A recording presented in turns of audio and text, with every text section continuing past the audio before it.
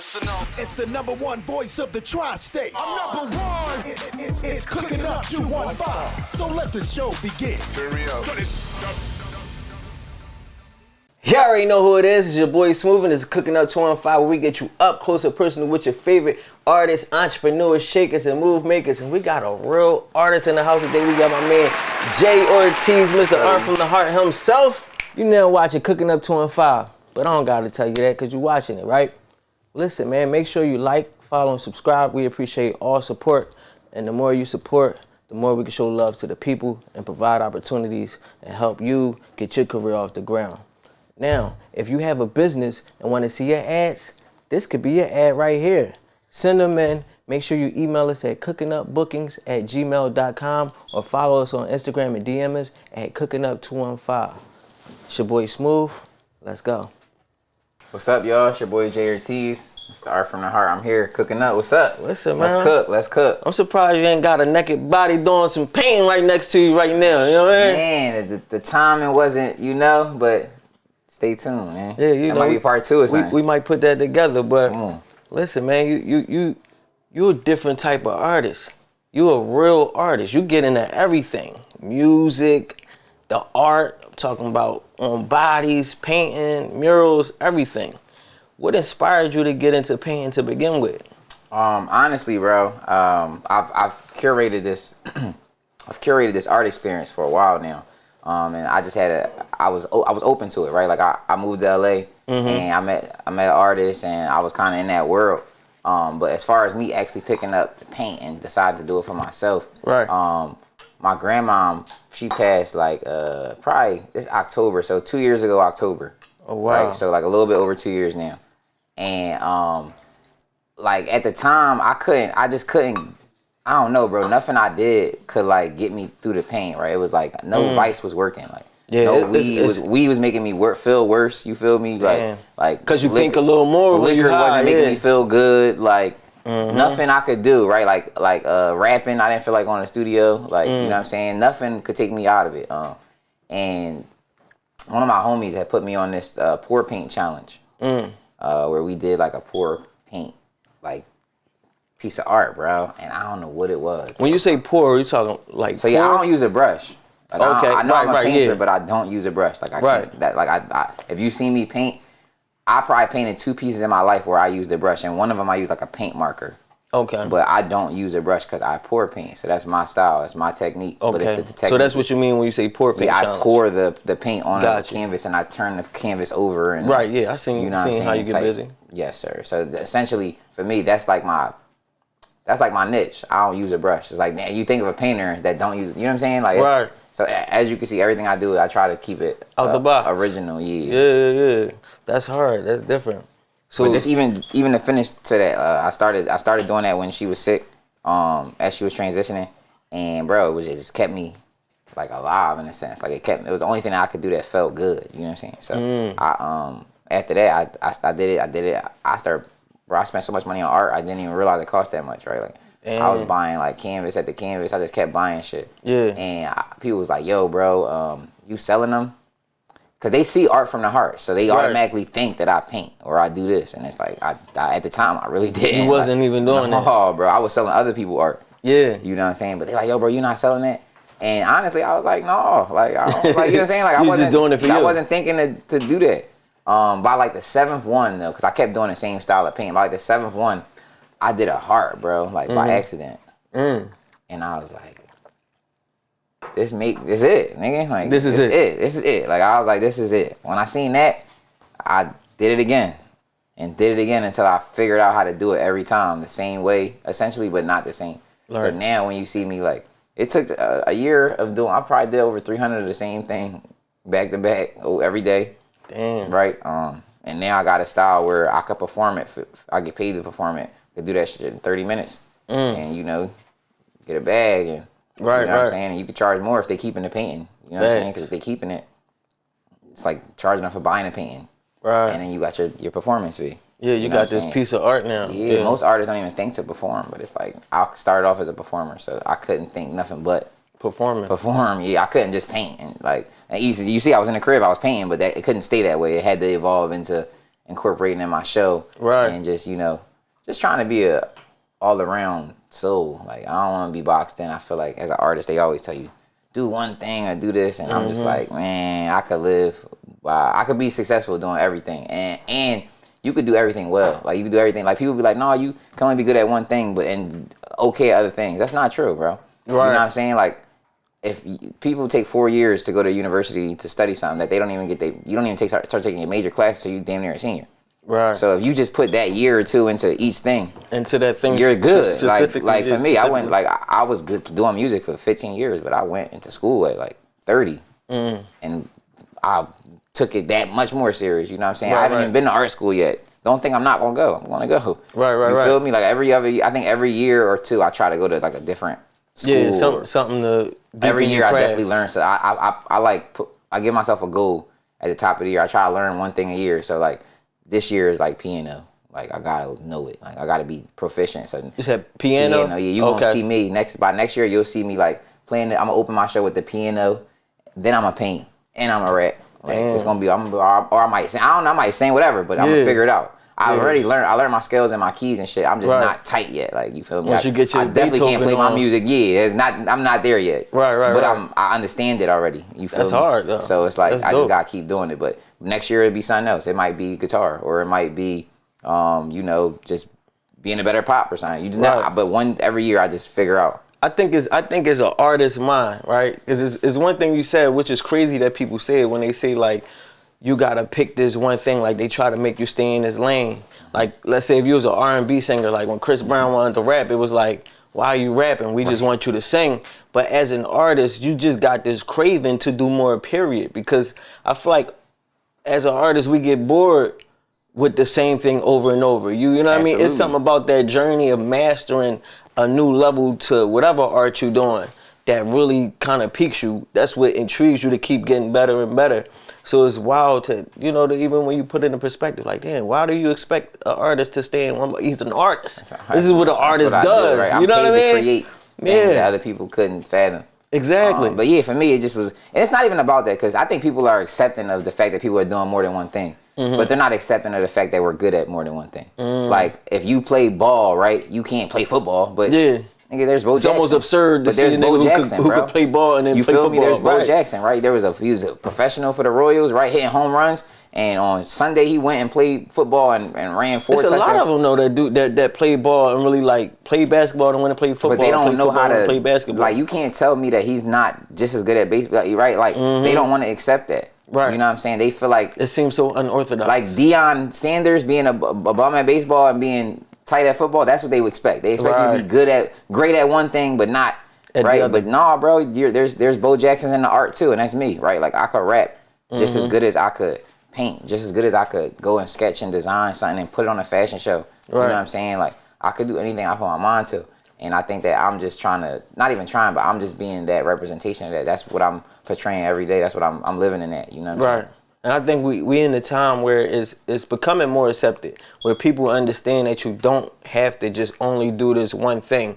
You know what I mean? Where you can delve into whatever space you want to delve into. Like, you can be a professional and be an artist. You can live in both worlds. Exactly. So now it's like, it's part of life now that people expect you to have multiple things going on almost. You know what I mean? But that's the weird part. They expecting you, but they don't expect you to be great. To be great. That's crazy. Yeah. I feel like artists, though, when it's a natural competitive thing. Like, it's in your head where you're competing with yourself. Where like, you gotta be great. We got the chef here. I feel like if I'm cooking, I'm trying to be with her. You feel me? I'm not trying to just make a meal that she like. I'm not going to make it like. You feel me? I'm going to do this joint being all serious. the way up. I'm trying to have her like, damn, I got you. That's the way I think. I'm going to be competition in whatever realm I step in. And it ain't negativity or animosity. It's just I want to be good. Right. You're just happen to be the opponent. If you was some other, I'm going to do the same thing. Facts. You know what I'm saying? Like I said, you're going to compete with yourself. So, absolutely. Your first love, though, was music. Was music your first? My first love was racing cars. Well, facts. See, I ain't say the racing part yet, because the racing, I guess some people would say it's an art, because I think I'm a great driver. There's an art to it. It was my first love. You was racing since 10? Nah. 9? Nah, yeah, I'm 32, so. Dang. At 9, I started. And I probably only did that until I was like 18, 19. Like, I didn't rap until I got to college. I love the rap, though, right? Like, I tried to do it, but I didn't like I wasn't surrounded around people that was gonna make me feel like, and I wasn't at the point where I felt like I was. You feel me? Right. You know, when you like 15, 16, you looking for somebody to be like, yo, you hot. Or, Yeah. or, you know what I'm saying? Nobody was putting that battery in your nobody, back. absolutely not. You feel me? So I was just like, but as a race car driver, I had been doing that and I had been seeing success. So everybody, and I was the only black kid racing cars. Like, you know what I'm saying? So it was like everybody was putting that in my back. Like, yo, bro, you gotta do it. Like, you know what I'm saying? Yeah. And I loved it. The only reason I didn't continue to do it is because I had an option, and I could have did both, but at the time I just wanted to do one thing. I could go to school and get like a degree and like, or I could race. And I wasn't really trying to give up like that like regular life, because I never been like a regular kid. You know, I was always traveling and racing, and I'm on TV doing that shit. You know what I'm saying? I'm doing Right, yeah, you was on like the NASCAR commercial in 06. I did NASCAR commercials. I would get interviewed on NASCAR Speed Channel. I did a bunch of stuff that it wouldn't be like MTV or nothing, but for that demographic of people, I was always in their face. You know what I'm saying? Right. So yeah, I just at that point, now I felt like it was a great thing for me in the beginning. It really got me to be able to see like the world, you know what I'm saying, and see that although I don't come from being rich or super wealthy, I came from like opportunity. You feel me? Like my mom showed me that like you could get it out here. You feel me? We could meet these people. We could do these things. We could have dinner with Bill Marriott at the Marriott. You know, so we could do these things. But it all came from being a part of that racing school. And then, so I know like your family has the racing school. Like y'all teach inner city youth, give people opportunities to learn racing, actually participate in races and anything like that. Yeah. So I give all the credit to my mom and my step pop. It's called the Urban Youth Racing School. We've been going since 1998. I think they've sent over 7,000 kids to college. Damn. They've raised over like 25 million. That's no small feat. No, they doing their thing, man. But as I said before, all of these kids, bro, they're not just your average kid. They're not your friend's central or type. You know what I'm saying? These are your kid that got a ankle monitor. Damn. You feel me? Like we changing lives in the directions for real. of and the trajectory of where the kids from those neighborhoods where they just throw you away, or think they throwing you away. Mm-hmm. We kind of recycled you, you feel me? Right. And that's essentially like what we do, and that's why Art from the Heart is what it is, because I've always been helping people. I always understood that building a community, it builds yourself up. You know what I'm saying? So I was born into it. Damn. You know what I'm saying? Like that's hard, man. So I know your rap name. You know, so you went from NASCAR driving, then you getting into music. Mm-hmm. Yeah, your rap name was Dr. J. Yeah. That's crazy. Yeah, I don't know what made me. Oh, I was this nigga doing his research. I was like a radio host in college, and I had a show called Tri-State Invasion. So I was interviewing like Meek Mill, Yo Gotti. This was at Howard. Yeah, Howard University, and they told me to do the show, you gotta have a name. I was just Jay. I was really, Dr. at the J time, I was as the radio Jeremy host. though, right? Like niggas just call me Jeremy, my regular name back then. Right. Now nobody call me that, like, you feel me? But it all started here, right? So yeah, I was like, yo, how can I do something like that's gonna be like cool, like I could use the name? And I was so Philly, right? Everything had to remain Philly. So I'm like Dr. J type shit, right? I'm like a basketball player. Spin-off. But then I'm like music, Dr. Dre, you know, like how could I was like, so I think Dr. J spelled his joint D-R-J. So I just spelled the whole word out. Right. And put J-A-Y, like I spelled my name, and it was Dr. J. And then I don't know, I kept it. It was asked after like 2 years. My mom was like, "You gotta change that, John." Your mom said that? Yeah. When I started rapping, like as a host, it was cool. When I started rapping, she was like, "You gotta change that, John." She was like, "It's not marketable for real. Like you got Dr. Dre, you got Dr. J already. Like it's like you gotta be yourself." So, and there was no easier way to be yourself than to just use your name. You know That's what a I'm fact. So I just Jay Ortiz. I think it's always dope when you could use your own name as an artist. I think it take things to another level, especially now that we have personal brand is the way to become a brand. Like the way to really get to that level of success is by building a personal brand. It's like, what better way to get personal than using your name? You know what I mean? No, I agree. It's no gimmicks to it. It really feel like it's just you. Yeah, when we come from a place where we scheming and all that, and everybody don't use their name and their IDs, it's just a little different to like want to do it. I had to get over that though. Using my name because my homie's like, damn, bro, you don't need the whole world knowing your gov, but like I'm not doing nothing illegal, so I really don't. You feel me? Like it only mattered, and we only had that mindset when it's like, nigga, the shit that Trap done told us, bro. So it's like I was always told to never let nobody know my name, but that's because I'm doing something they not supposed to know who I. You feel me? I don't even think people know why that was the thing, but it just always was a thing. Like a chick would ask you, like, what's your name? Like, I tell her some other shit. Mind you, don't even got it, and you might not even have a girl. You just lying a lie. You like just lying. My name Mike. For no reason. I used to always. My shit started with a J, so I always went opposite. I think I'll tell them my name like Zeke or some shit. Like whatever is way off. Yeah, my shit was Mike. It was Mike for some a long regular time. shit. Like, I still use that, Joe. I order pizza. Here's Mike. For no reason. I don't know why, bro. That's what I'm saying, bro. So yeah, same shit. I was like on that. Nobody need to know my name, so I just went doctor, whatever. But once I was comfortable in my artistry and understanding like where I was headed, like that's the same thing. Like where I'm about to get. Next time I come here, I'm about to have my neck bombed. You feel me? Right. But before, I got the back of it done. But before, I would never get it done because my mom like, oh, you might be a mess up opportunity. But I'm like, bro, that's dead. Like I'm here. I went way left. We off that. It's over. So now I'm doing what I want. You feel me? So how long was you hosting a radio show at Howard? I did 3 years. 3 years. I did sophomore to senior year. By senior year, I was like the. So it's funny because sophomore year, y'all, I had just got there, and my homegirl was like, her name Taz. Shout out to Taz. Her name Tasmanian Show. She artist as well now. But she was like the general manager of the radio station, right? And of programming. Programming is the radio shows, right?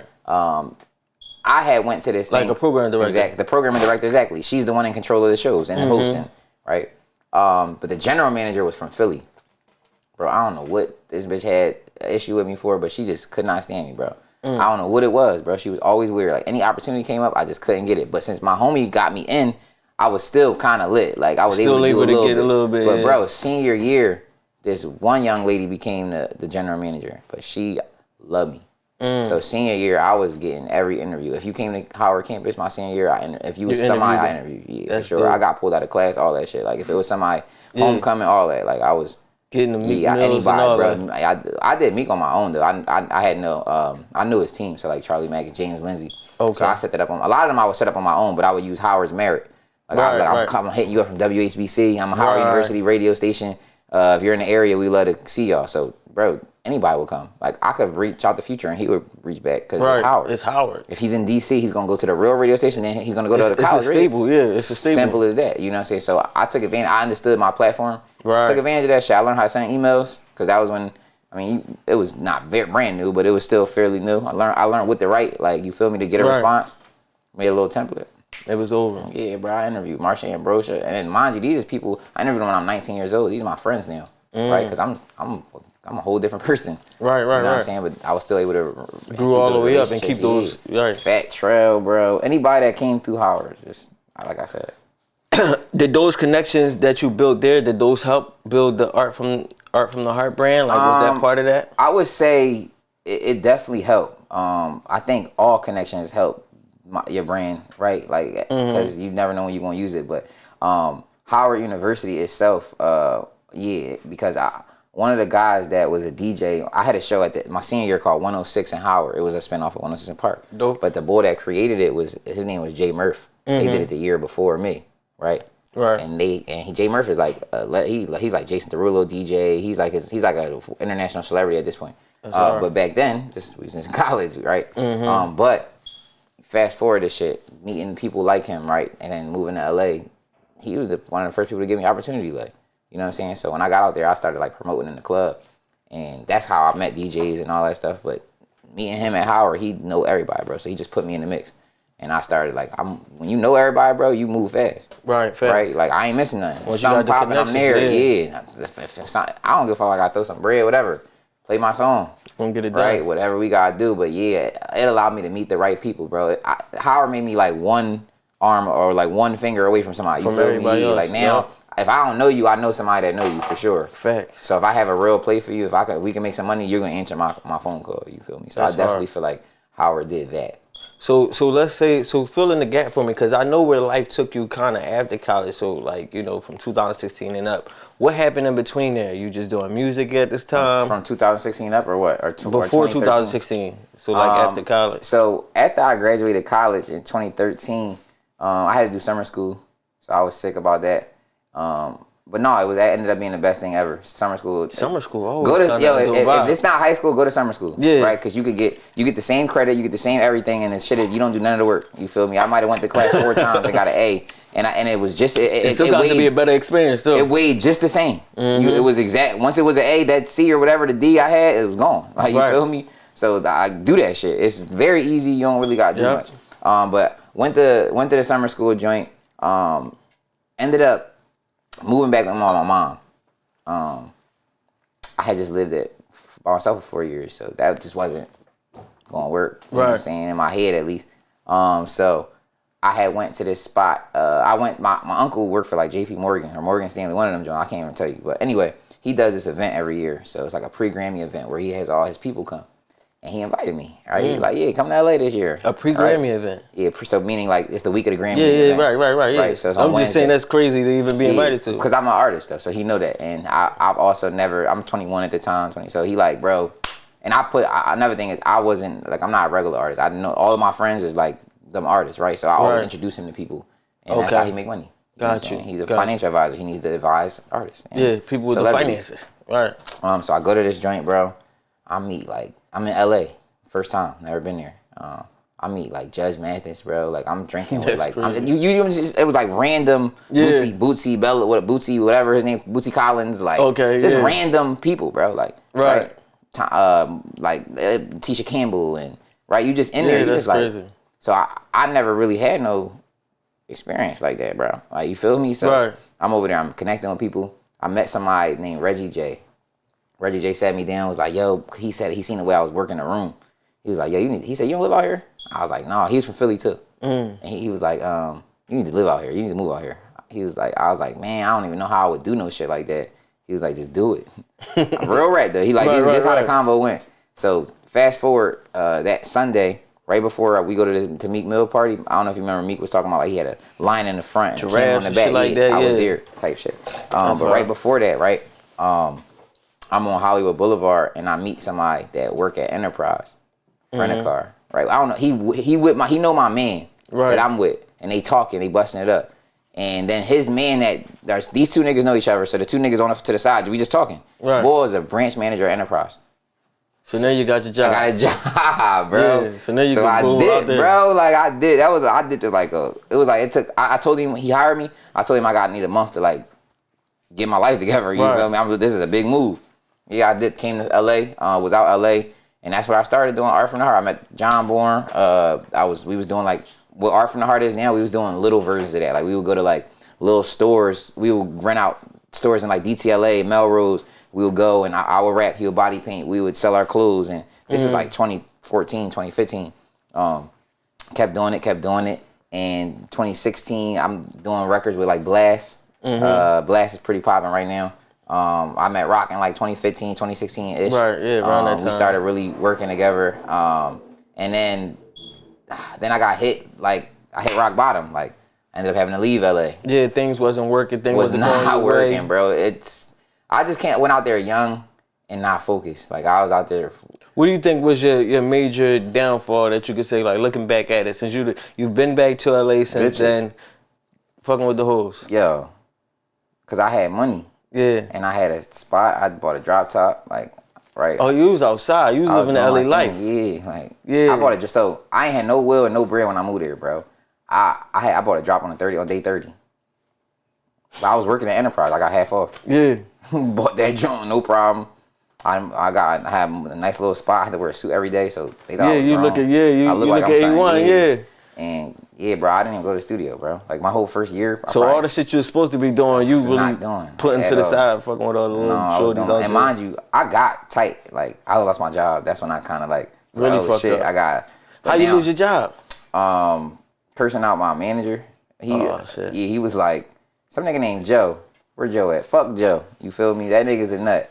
But yeah, I think his name was Joe. He's a bald headed boy. You know who he is. Like you feel me? If you see this shit, you know exactly who he is. But he tried to play me in front of like customers, bro. And like I'm not like I'm a creative, so if I got a job, if I got a job, I'm not gonna be locked. Like I'm not dying for this job. Right. You This feel ain't me? my main focus. No, I'm not trying to climb the corporate ladder. You feel me? You can have it. I don't give a fuck. Like I don't, bro. Like it's not. Like, you feel me? He's Mr. Enterprise though. Like, right? So somebody say something, and he like, oh, don't talk to me like that in front. He said some big bad shit to me. I can't remember at this point, bro. I got fired for it. But anyway, he said something I didn't like, and I just told him about himself in front of the customer. And that shit fucked up your whole LA Yeah, they experience. called me. It's funny. They called me down to downtown. This is when I never got fired. I never worked at a job before. So they called me downtown to the big building. Like this is some movie shit. Yeah, they brought you to the corporate building. I meet this boy named Dan Gully. Fuck Dan Gully too. Real shit. Fuck them. Anyway, I meet Dan Gully. He's sitting in the room in the big office, bro. He got the big ass view of LA. Right. And they making me. I see that I'm getting a raise. Yeah, they making you feel special just to fire you. Or I'm about to get fired. They get real shit. Pampers you all the way upstairs. Yeah, you with this water with you. Shows you what you could have had. Mr. Gully will be with you to see the regional vice president. Yeah, be with you, bro. I go in there. Yeah, Mr. Ortiz. They said it was because I was late. Oh wow. Yeah, I know why I got fired, but that's what they boiled it down to. We've given you too many opportunities, and it just seems like you're late. Because I was coming from Woodland Hills to Koreatown. Anybody that lived in LA, they know what that is at 6:30 in the morning when you drive. That's a drive. It's an hour and a half sometimes type shit. So yeah, it took me a long time to get there, bro. There's nothing I can do about it. Like, no, that's different. What it is. I'll be there before they open. You got to be there like an hour before they open so we can set up. Sometime I win. It wouldn't be an hour, but you're gonna get there. I get there 20, 30 minutes before. Yeah. But you got some good things I experienced. You connected with some people. This is when you created your relationship with Rock. And I met a girl that changed my life at Enterprise. And who was that? She's now the godmom of my son. Her name Jizzle. Okay. Crazy, right? I was literally at Enterprise. I'm at this point, bro. I could be transparent. I was like homeless because when I moved out there, I was moving out there thinking I'm gonna stay with a girl. Didn't work. Was homeless after like 7 days. Swear it didn't work at all. I'm in Enterprise. I'm working. I'm like living in the car, sitting in my car. And my boss, he rented me the car because I don't have no bread yet. I just moved. Feel me? And he knew my situation, so he would show up to work at like 6:30. So because at that time I wasn't living in Woodland Hills yet. Right. And he would show up to work on time. Like we opened at 7:30, 8 o'clock. He would show up at 6:30 so I could like wash up because you had to shave and all that for work. Right. He would, yeah, bro. So I'm doing that, and one day this girl come in, real humble, calm. She's like an insurance runner. When you got an insurance runner, you got to pay them attention. Right. You got to like stay with them every step of the way, and her car took like an hour and a half, bro, to the point where she was like, she wasn't bitching, but at one point she was like, damn, where my car at, type shit. Right. So I was able to give her a free upgrade, and at the end, she had like a hat that said some type of music label on it or something. And I'm like, yeah, you do music for real? She was like, yeah. I was like, yo, I met like everybody out here since I've been here, and everybody say the same shit, and nobody really who they say they is. She's like, you met a real one, and then just pulled off like on some James Bond shit. Like, you feel me? I'm like, so like 4 days later, she hit me up, and she like, in short, she just basically said like, I see your vision. She said, I loved our conversation, and I can't even fathom because in the convo, she knew I was homeless. Like we was really talking deep. Right. So she like, I can't even think about you being like that. Like it don't make no sense. Like, but she's like, I got room for you, not free, but if you got a job, you could pay your way now. Right. I definitely got somewhere you fit. I can't see you on the street type shit. Like, damn. So yeah, bro. But she believed in you early on. Yeah, brought me in. So her name Jizzle. She like she's a real famous songwriter, like responsible for like a lot of like, you know, like Ty Dolla $ign, Chris Brown, Tiger Records, Diddy. I know we're not supposed to talk about that nigga, but you know, Diddy Records. She did a lot of really, really good stuff. So that was what opened Travis Scott. That was kind of what opened my world when I met her. My life as far as music, it changed. My vision on it. I started to see so many different things. Like she'll take me to a writing session. Like the day I got fired, right? I'll just share the story with you. I get fired, bro. She called me. She wake me up. She don't never go in my room, like ever. Right. Today. So it had to be something serious. No, she woke me up. Nigga, like shook me and all that. She was like, yeah, it was like some Friday shit. She's like, you fired. You want to work with me today, right? I got some people for you to meet. I got fired January 8th. It's January 9th. Bro, we go to, we in the hills now. We've been driving for like 30 minutes. Now my service ain't working, none of that. We get in the room, bro. It's Travis Scott, Metro Boomin, Sunny Digital, and No ID. Like, and everybody in one room. In one room, and we're writing a record for which ended up being Relaxed by Young Thug put it out, I think. But we was writing that record, and that was just that was for Birds in the Trap, St. Brian McKnight. So that was my first time ever being in that space where it was like, oh shit, this shit real. Right. And this somebody I met at Enterprise, bro. Like Enterprise, I'm telling you, bro. Like it was like life was like changing. And mind you, I'm homeless at Enterprise, and then a month later, I'm like in Atlantic Records, because she was I think she got a publishing deal with Sony APG, I think. But yeah, bro, the opportunity started to come. God was just blessing me, bro. And yeah, then you know, still had to go back to that job to the shit city. Cooked me. Damn. Cooked me. So you know, you win some, you lose some. But that time in LA, the first time, because remember we had a couple stints. First stint was amazing though. That's wild. So that first stint really kind of laid the good foundation for you for the second run, like. Yeah, the second run I snapped. Right, it kind of put you in a space to understand where you fucked up, what you needed to fix. So when you went back to the city, because I feel like that's when you really kind of jumped on your shit all the way. 2017, my life changed forever as an artist. Yeah. As an artist, for sure. I've never been the same. That's crazy, y'all. We gotta get into that, man. You ready to get into this food real quick? And then we're gonna get into how everything changed for you. Hell yeah. Listen, man, you already know who it is. Your boy Smooth, Mr. Jay Ortiz, Art from the Heart. It's Cooking Up 215. We be right back. Let's go. You now watching Cooking Up 215, but I don't gotta tell you that because you're watching it, right? Listen, man, make sure you like, follow, and subscribe. We appreciate all support, and the more you support, the more we can show love to the people and provide opportunities and help you get your career off the ground. Now, if you have a business and want to see your ads, this could be your ad right here.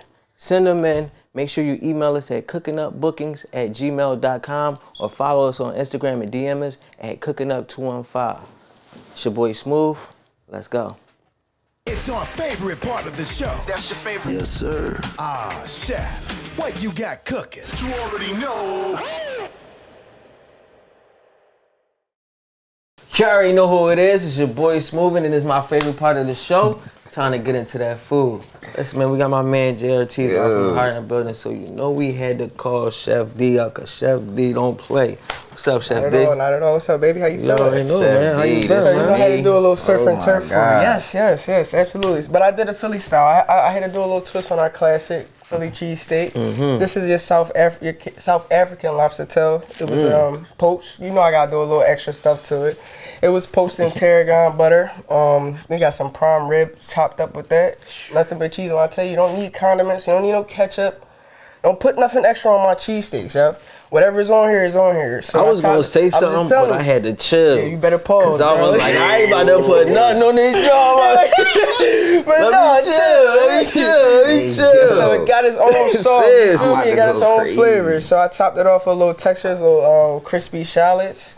You got some San Marzano chili peppers, little chives, and the sauce is a white cream San Marzano sauce, cream sauce that I topped it off on top. I gotta bring the chips dictionary. is homemade though. I'm gonna let y'all know. Everything on this plate from scratch. Feel me? I'm about to dig in right now. I gotta bring a dictionary when Chef D comes. She pulls out the big words. You know what I'm saying? She pulls out the Chef dictionary. I gotta be like this. She was the saison and the okay, all right. Post, all right. So the chips got some flavor to add to pair with the your sandwich as well. So you got a little chili, lime, and garlic seasoned chips. Homemade. Literally before I came here, I made them fresh. I believe you. That's why I'm like, yo. Look how they look at the plate. I told you. I did my job. That's all. I did my job. I said D don't play. D gonna carry. So I hope y'all enjoy it. You already know, man. D, let them know where to follow you at. I'm Chef D, El Chapo _ Look. Chef D. Find me on the gram. I'm Fuck here. with Chef D. You feel me? Because this is amazing, If bro. Chef D make it, it's gonna be exquisite. It's gonna be from Africa or You Italy. feel me? It's not gonna be We from touring. America. We taking tours. If y'all can't leave Philly, I'm gonna take you Wagyu wherever from you want to go. Japan. Yeah. Literally. I get shipped Yeah, out tell me here. need a passport to go where she Type taking shit. you. You know what I'm saying? Type shit. I'll be your You know what I'm saying? That was crazy. Heavy chef to was table crazy. Well, if I'd have service. said the first thing, y'all done really had No. We stopped that joint a minute ago. But we ain't gonna bring it back. We not bringing that one back, okay?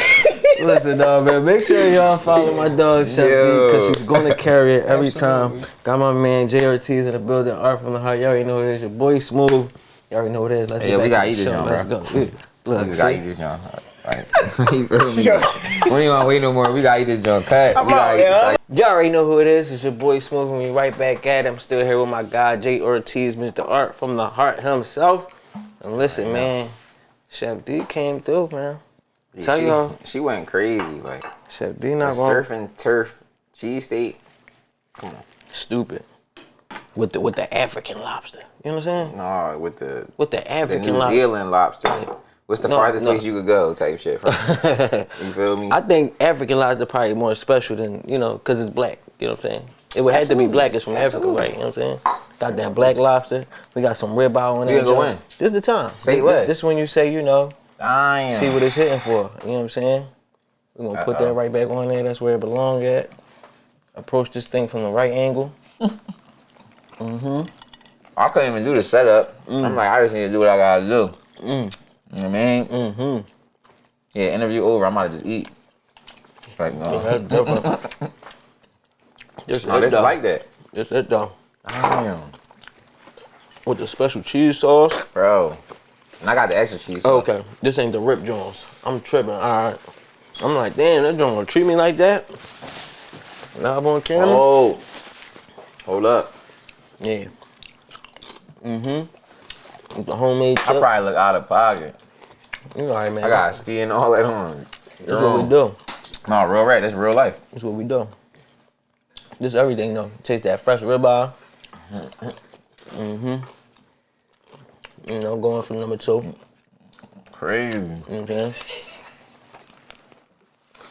There's no way we gonna answer questions. Shit, you feel me? Look out. Get a couple bites on, then we get back at it. You know what I mean? All right, I'm gonna be doing this though. You feel me? That's how you doing real life. I ain't gonna play with it. Pause. Whoa. Smooth. Y'all know what I meant. Y'all know what I mean. There used to be a saying at one point. Can't nobody say we ain't gonna play with it. You know what I'm saying? Like, what happened? But Bro, this joint too is crack. no, they doing everything though. Crazy. Make sure y'all check in with Chef D. But so Look, we you left didn't even off. ask the questions. Yeah, I'm trying to get to a guy. You know what I mean? Breathe, relax, That's and good. compose myself. No, the joint's hitting. I was hungry too. The thing, Bro, everything. You see the lobster in there. I don't know if y'all can see it. Like, bro, it's like that. for real, that cheese sauce is different. No, let's get it. I'm with But left off. You back home. You running. You start doing your own art shows. So at this point, you still not body painting. So when do the body painting come in the picture? For me, it's after I started painting the hearts. So probably like a little over a year now. Maybe around the same time. Because once I got the concept of the heart, I wanted to start doing it on more things. I wanted to start using different canvases. So I started doing them on like walls and bodies and like cars and just different mediums. You know what I'm saying? But yeah, been about 2 years now. That you've been doing the bodies. Yeah. Once you started incorporating the bodies, do you feel like it took things to another level? I think this summer I started painting girls and we would walk around downtown in Philly. That's what took things to another level. Cause that shit went like viral for real. And like, even if, you know how like people would like know something and then act like they see you, like act like they don't know who you is or they don't know it. Like, but you know you've seen it I'm past before. that now. Like they don't do that no more. Okay. Now it's like, oh yo, you the boy. Like no matter what, every time. So it's like that John did it because it was so like outside the box. Like nobody do that. And here, like you could do that in like I don't even know where they would do that. Vegas, LA, some you know what I'm saying? Well, Miami. you told me a story, and I want to share it with the people because I feel like it's a dope, kind of like origin story. So you got the setup, live show. Your man was supposed to come down and help you. He was going to paint the bodies for you. Is this not when you first started painting the bodies, and you end up having to do it yourself?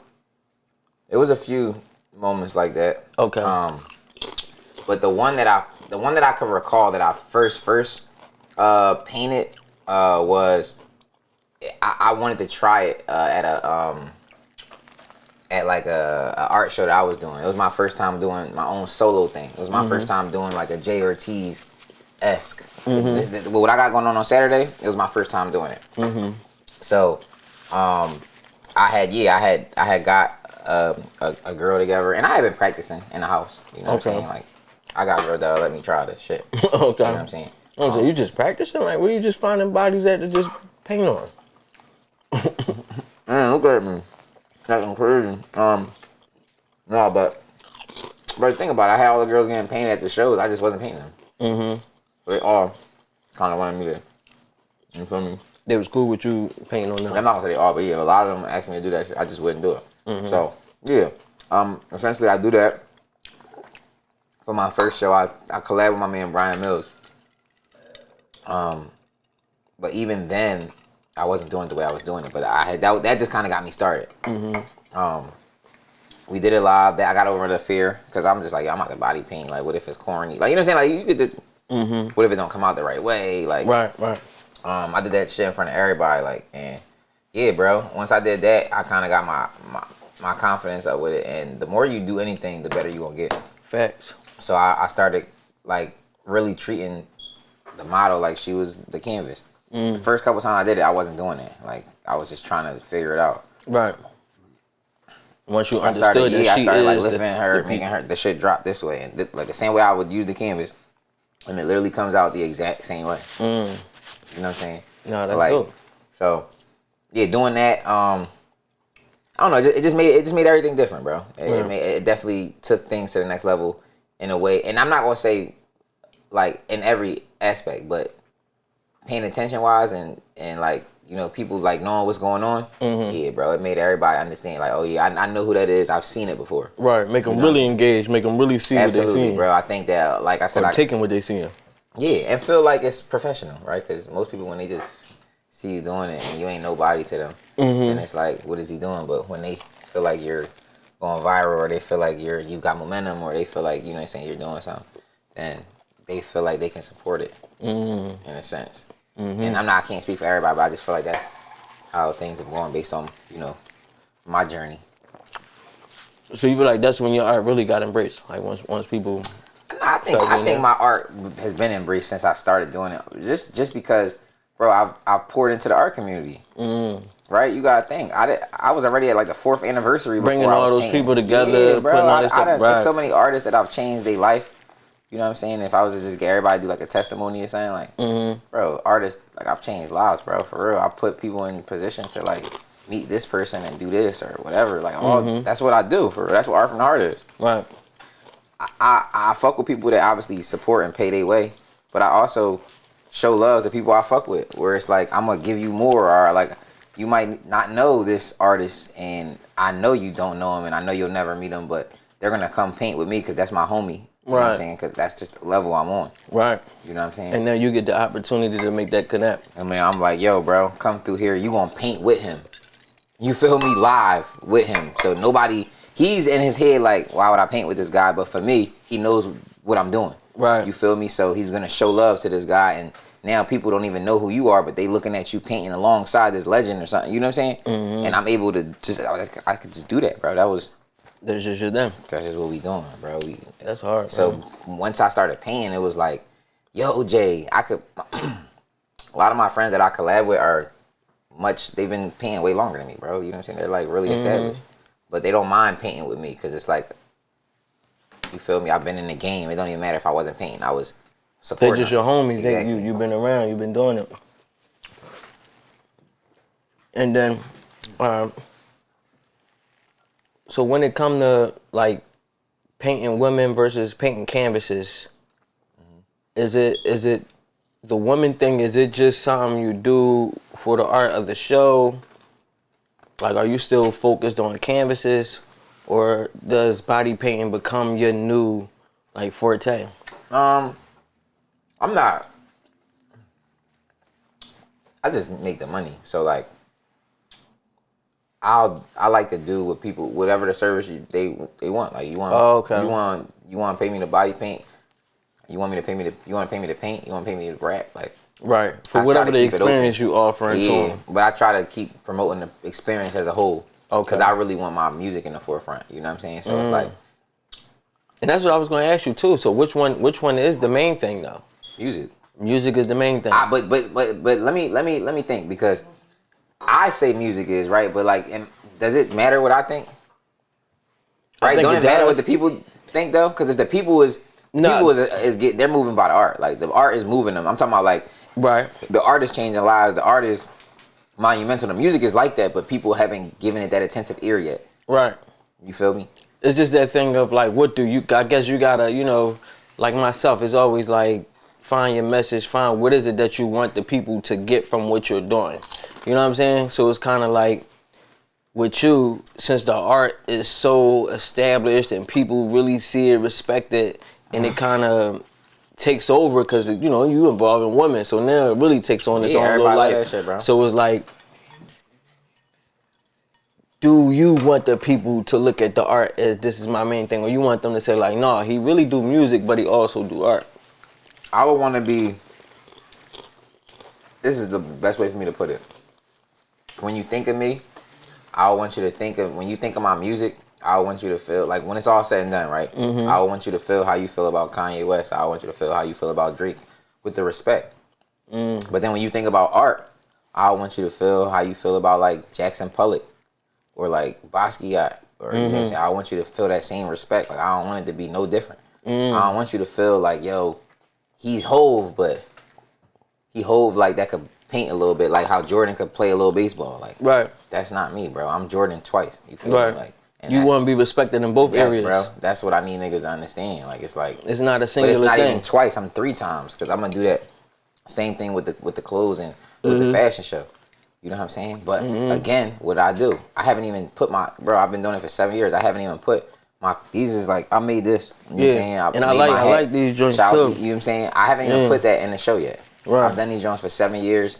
You've been the one you've been the one before we even met officially, yeah. You know what I'm saying? And I'm putting other people's clothing line on, so why wouldn't they come to my show when I do it for myself? Right.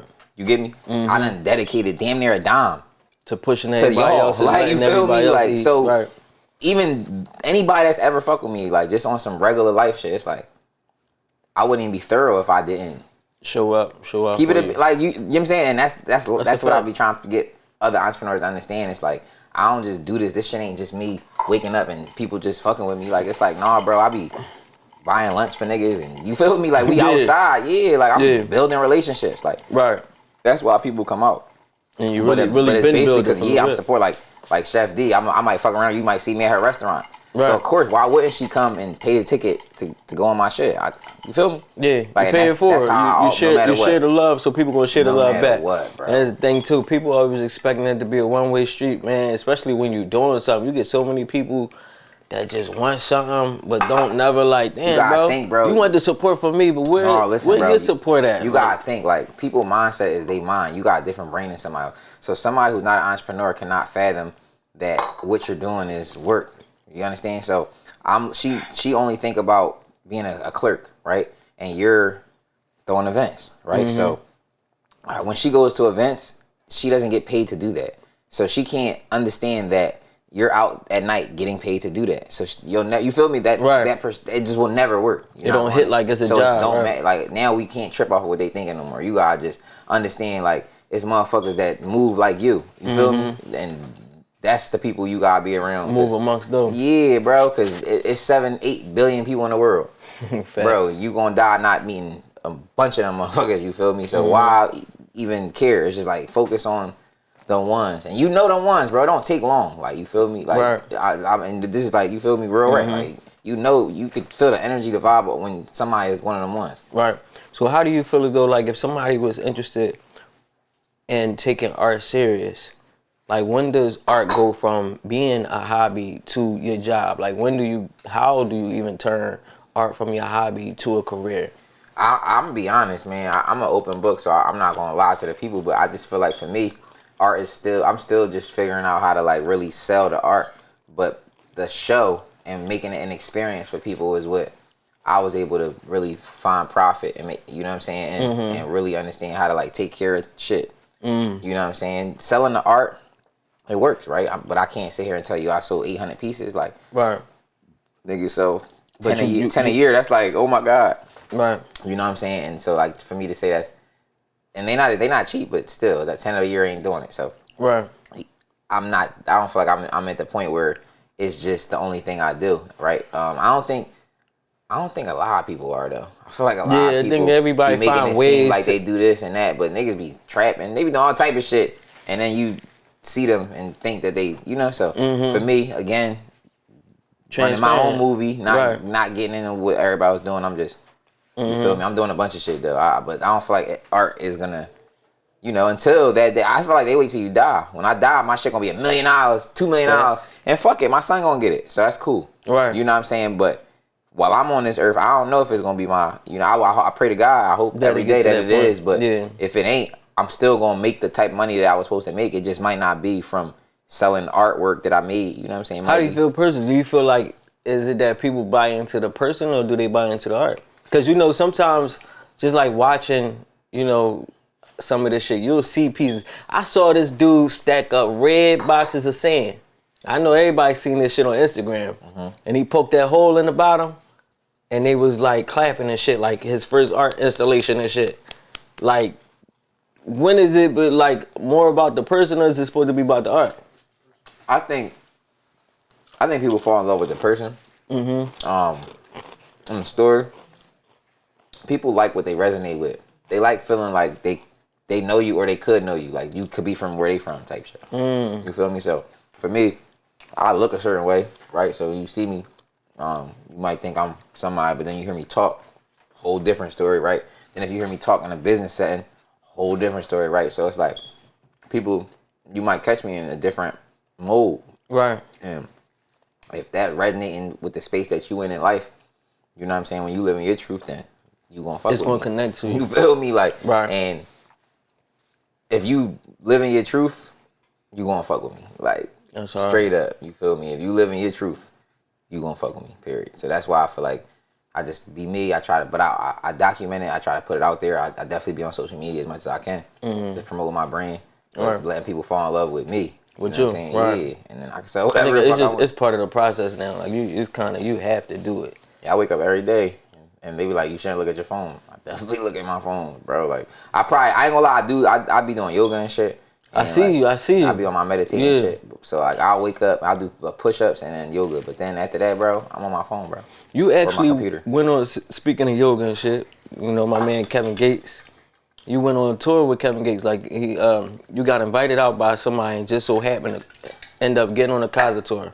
It was like the day. It was like the day after. I think it was the day after my girl died, or like the day some shit like that. Yeah, it was around. And I was like not gonna go. Right. Like you feel me, my man. So my man that I was working at Enterprise with, right, is he's now Kevin Gates' manager. But anyway, I know, right? But he was like a producer back then. I was a rapper. Like we always did music, but we right. But anyway, he invited me out. He was like, "Yo, come to we in tour. We on tour. We in Philly today. We got a show at the Fillmore. Bring your folks, you know." And I had like a +5 or something. I go. I'm on like shrooms a little bit. I'm fried, like bro, like fighting the pain. We have a real good time though. I get to meet at the end. I get to meet my man Derek. I meet Dussa. Those are like at the time that was Kevin Gates' artist, and Derek was his manager. And they was looking at the hearts and stuff. And my man John got a really good name. He wasn't even the manager at the time actually. He was just like the sound man. That's great. But he got a really good name. So him telling them who I was, they was fucking with me. I showed them the body paint and the art and shit. Dussa had some song called like Loveless, Love Heartless, some shit. I don't know, bro. But anyway, that song, whatever it was called, it like insinuated hearts. He was like, "Yo, you could do this fast?" I'm like, "Yeah." He was like, "You could." He said, "We got Pittsburgh tomorrow. You want to come do Pittsburgh?" Yeah, bro. I drove 5 hours the next day. Oh, you ain't even let you like ride with them. Like, you ride yourself. I started just like that. That's crazy. That's how I started. Yeah, straight like that. Yeah, got on that one. They was like, "You want to come to Baltimore?" We did Baltimore, DC. Like Just That's kept crazy. going different genres, bro. Did St. Petersburg, Florida. Kevin gave my painting out. The one I did in St. Pete, he gave it to he signed it and gave it to somebody. Right. So that was a good genre, right? People seeing it, I'm documenting it. You know what I'm saying? So yeah, like I said, but if I was thinking of myself as I paint sometimes, I wouldn't do that. I wouldn't go on tour as just a painter. Right. You feel me? I would if go, you didn't embrace that part of your artistry, right? No, I'm that. I could go on. You could pay me to paint. I don't gotta rap. But if I'm putting it together, I'm rapping, fucking tripping. I'm rapping, man. That's crazy, bro. That's super hard. So I know you got a show coming up. You just did a show at the Billionaire Cocktail Club, or Cocktail Bar. Amazing, bro. It was a great energy. Shout out to Billionaire. I brought Hollywood to my hood.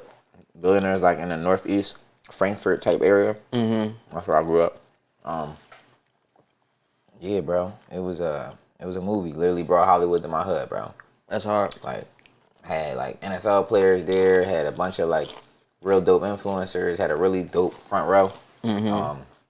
And the spot looks so luxury. Right. So me doing what I did, I was Dougie. You feel me? It just all worked itself out. Well. But March 17th, this Sunday. I'll be live body painting. We have Nayo Taimori. It's I don't know if I said that shit right. But anyway, it's the art of You from Philly, so you feel me? I'm from Philly. You know I'm a fuck other languages up.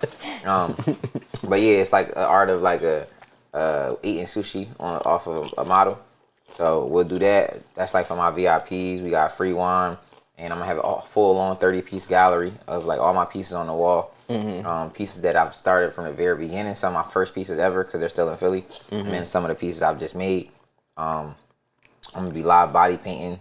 I'm gonna be painting clothes. I got a collab with this brand called Zant Yams that's coming out, and he has his brand is a tag. What's the tag that you mean? Subi jeans? When you shopping, what's Barcode? that? A barcode. That's his logo. Hard. Okay. So I'm gonna I got a drip that I do. I'm gonna do my drip on the barcode for our John, right? So I'm gonna do them live, and I'm gonna probably paint a couple hats. My man, he got this embroidery. These joints would be crazy with some paint on it though. Yeah, I only one nigga. My man Peanut Live. He got one. He the only one that got. I need one. He the only one that got paint on it. It might have to be a only two. Nigga, he the only nigga. I swear to God. I'm gonna do it. I'm gonna probably, you feel me, start doing a line like that. Right. But I also realized, bro, you gotta drop one thing at a time. So I dropped the whole line with all these colors. No, I just dropped black. So, right. And I didn't really drop. I just got them made. You feel me? I'm about to have when I drop, it's gonna be straight black ones, and then I'll release colors for certain. As you themes. go, yeah. That's hard. You feel me? That's super dope. But yeah, make sure y'all follow me at Jay Ortiz NFT. The show is March 17th, this Sunday. Oh, sorry. Make sure y'all follow me at Jay Ortiz NFT. Make sure y'all come through the show this Sunday, March 17th at the Gallery 600 in Chester. I'll be live body painting, performing, and my boys from Cooking Up 215 will be in the building. Facts. Chef D gotta come through. I ain't gonna lie, you know what I'm saying. And yeah, you can make sure you follow me. I got a new record coming out called Black Mona Lisa 325, so you can pre-save it on Spotify. And we got a record out with DJ Crazy called Girls. Make sure y'all check that out. It's Jay Ortiz, Mr. Art from the Heart. Listen, man, you outside, you working heavy, you going in, bro. I'm excited to see, how this transform and, what the future Art from the Heart look like, because I can only imagine if you can create experiences as you do so well at this stage, what you do once it really get to that next stage. You know what I'm saying? Yeah. Especially with the music going up, you working with Crazy. I'm sure it's nothing but great things, man. I appreciate you coming through. I hope you enjoyed it. Yeah, no, I'm about to. I can't wait till y'all turn the camera off so I can eat it how I want. You got the hair, right? You know what I'm saying? Yeah, bro. You gotta worry about the hair. I've been over here trying to do this and now I'm like, bro, this shit in my damn. Hey, Chef D. Man, yeah. This joint was all that, right? Them chips. And turf. They gonna be like, yo, he fucked them chips up. Them bro, chips these joints is all. I'm trying to drop the shit out the joint just so you ain't put the meat on it. Yeah, you ain't. On the chip? That's what I'm saying. Niggas wasn't thinking. Yeah, no, heavy though, man. I appreciate you, though, man. You already know who it is. I appreciate you, bro. Thank y'all. Your Cooking boy Up 215 is your boy Jay Ortiz. Damn, I'm on the wrong camera. Cooking Up 215 is your boy Jay Ortiz. Look, make sure y'all get y'all hats. Facts. You feel me? Make sure y'all come on, man, and support my guy. You already know what it is. Your boy Smooth, Cooking Up 215. We out of here. Let's go.